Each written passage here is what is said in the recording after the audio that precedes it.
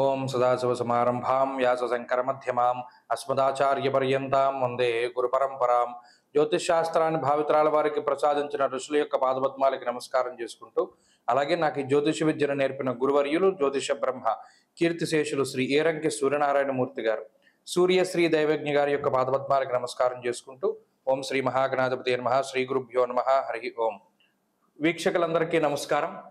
August నెల 17వ తారీఖు లగాయతు August 23వ తారీఖు వరకు ఉండేటువంటి గ్రహగతుల ఆధారంగా ద్వాదశ రాసుల వారికి ఈ వారం ఏ విధమైనటువంటి శుభాశుభ ఫలితాలు కలగబోతున్నాయో ఈ కార్యక్రమం ద్వారా తెలుసుకుందాం. అందులో భాగంగా ఈ వారం ఉండేటువంటి గ్రహగతులను గమనిద్దాం. ఈ వారంలో మిథున రాశి యందు గురుగ్రహం యొక్క సంచారము, కర్కాటక రాశి యందు శుక్రబుధుల యొక్క సంచారము, సింహరాశి యందు రవి కేతువుల యొక్క సంచారము, కన్యయందు కుజుడు, అలాగే కుంభరాశి యందు రాహు యొక్క సంచారము, మీనమందు వక్రించి ఉన్నటువంటి శనేశ్వరుడు, ఈ గ్రహ సంపత్తి కనబడుతూ ఉన్నది. అలాగే చంద్రుడు ఈ వారంలో వృషభం, మిథునం, కర్కాటకం, సింహరాశులు ఎందు సంచరించబోతూ ఉన్నారు. ఇటువంటి పరిస్థితుల్లో ద్వాదశ రాశుల వారికి ఏ విధమైనటువంటి ఫలితాలు కలగబోతున్నా తెలుసుకుందాం. మిథున రాశి వారికి ఈ వారం సానుకూలమైనటువంటి గ్రహస్థితి ఉన్నది. కారణం ఏంటి అంటే, గత వారంతో పోల్చుకుంటే ప్రతికూలించేటువంటి గ్రహాల యొక్క సంఖ్య తగ్గింది, అనుకూలించేటువంటి గ్రహాల యొక్క సంఖ్య పెరిగింది.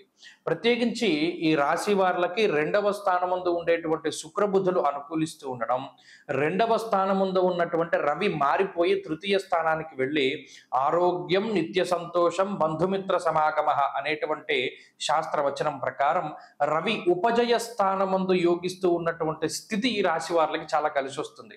ఆత్మశత్రోత్సాహ వనపర్వతాది పితృకారకో సూర్య అన్నది శాస్త్రం. ఇక్కడ రవి ఉత్సాహానికి కారకుడు. 3య స్థానం సహజైన వదేచ్ఛాద భక్ష విక్రమ సోదర అని అన్నారు. అంటే ఇక్కడ మనం సుఖవంతమైనటువంటి జీవనాన్ని గడపడానికి, ఇది అష్టమం 3య స్థానం అన్నది అది ఆయుస్థానము కూడా కాబట్టి ఆరోగ్యం మనకి కలగడానికి, అలాగే కొన్ని సాహసోపేతమైనటువంటి నిర్ణయాలు తీసుకోవడానికి, కొంత వీరోచితమైనటువంటి పోరాటం జీవితంలో చేయడానికి ఈ స్థానం చాలా ముఖ్యం. అటువంటి స్థానం ముందు రవి సంచరిస్తూ ఉండడం వల్ల ఎదుగుదల అనేటువంటిది ఉంటుంది. మనం ఇంత కష్టపడి ఇంత ధైర్యంగా ఈ అడుగు వేశాం కదా, అది ఏమవుతుందో అనేటువంటి భయం కాస్త అమ్మయ్య పోలే మనకు అనుకూలంగా వచ్చింది అనేటువంటి స్థితికి రవి తీసుకువెళతారు. కాబట్టి ఇక్కడ ఆనుకూల్యత, ప్రత్యేకించి 3యంలో ఆరోగ్యం, నిత్య సంతోషము అన్నారు. అంటే ఆరోగ్యం ఉంటుంది, ప్రతినిత్యము సంతోషం ఉంటుంది, బంధుమిత్రుల యొక్క కలయిక ఉంటుంది, అర్ధలాభం ఉంటుంది, పుత్ర సౌఖ్యం ఉంటుంది, ఇష్టసిద్ధి అన్నారు. అంటే ఏదైతే వీరు అనుకుంటూ ఉంటారో అది కలుగుతూ ఉంటుంది. ఇది 2వ స్థానములో ఉన్నటువంటి శుక్రుడు, బుధుడు, రవి ఇచ్చేటువంటి అదృష్టమైనటువంటి యోగము.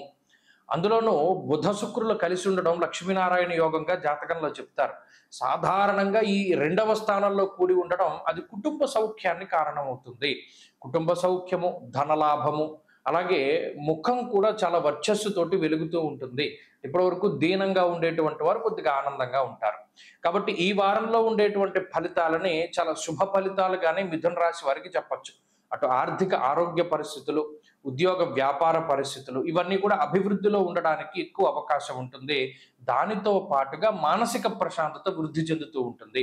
సంతానోత్పత్తి కలగడం, లేదా ఏదైనా శుభ కార్యక్రమాలు జరగడం, లేదా ఏదైనా మనం అనుకున్నటువంటి పని సజావుగా పూర్తి అవ్వడం, లేదా ఏదైనా ఒక మంచి పని చేశామనేటువంటి మానసికమైనటువంటి ఉద్దేశం ఉండడం, ఇటువంటివన్నీ కూడా ఈ వారంలో కలగబోతూ ఉన్నాయి.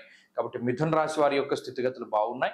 వీరు మరింత అనుకూలమైనటువంటి ఫలితాలని సాధించడానికై ఎక్కువగా ఈ రాశి వారు పరమేశ్వరుడి యొక్క అష్టోత్తర శతనామావళి స్తోత్రాన్ని పారాయణం చెయ్యండి. అలాగే ఈ వారంలో కలిసి వచ్చేటువంటి రోజు శుక్రవారంగా చెప్పవచ్చును. అదృష్ట సంఖ్య 4, అదృష్ట వర్ణము తెలుపు.